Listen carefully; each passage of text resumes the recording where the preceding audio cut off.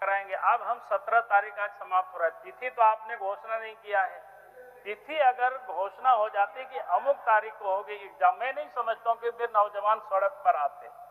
और आपने कहा कि पिछले सरकार की लेगेसी, साहब आप 6 वर्षों से सत्ता में बैठे हुए हैं, आपको पिछले सरकार की लेगेसी को दूर करने में और कितने साल लगेंगे ये भी आप सदन को बता दीजिए, ताकि राज्य की जनता को समझ में आ सके। बार बार यही आप बोलते हैं, भाई आप 15 में, आप 19 में आ गए, क्या कहते हैं, हाँ 19 में आप सत्ता में आ गए, जो भी गड़बड़ियां थे 1 साल में अब उसको आप सुधार लेते, उसको आप ठीक कर लेते।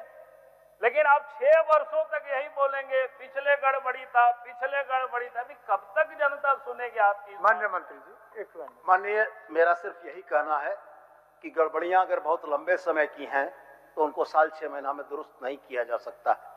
2019 के बाद से जनता के लिए प्रतिबद्धता के साथ हेमंत सोरेन की सरकार ने तमाम विसंगतियों को दूर किया है। जेपीएससी के एग्जाम हुए, तमाम तरह के विरोधाभास हुए, तमाम तरह के आरोप लगे, कहीं आरोप कोई सिद्ध नहीं हुआ मान्यवर।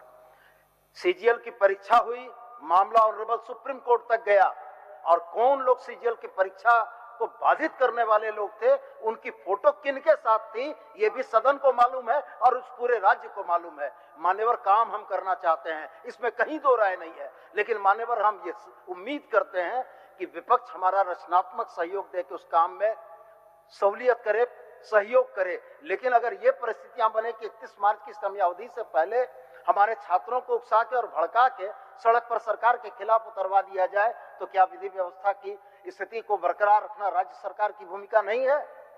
मैं यही कहना चाहूंगा कि 31 मार्च का समय है, मामला ऑनरेबल हाईकोर्ट में पेंडिंग है, और ऑनरेबल हाईकोर्ट के डायरेक्शन पर इसी राज्य ने सफलतापूर्वक निकाय चुनाव कराए हैं निश्चित समय सीमा के अंदर, और हम भी उम्मीद करते हैं कि ऑनरेबल हाईकोर्ट के दिशा निर्देश में सरकार जेटेट की परीक्षा निश्चित समयावधि में कराएगी। माननीय सदस्य हेमलाल मुर्मू।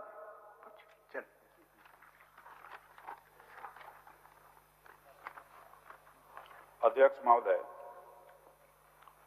मेरा ये ध्यानाकर्षण सूचना है, हमारे क्षेत्र में, विधानसभा क्षेत्र में हिरनपुर सबसे घनी आबादी वाला प्रखंड है।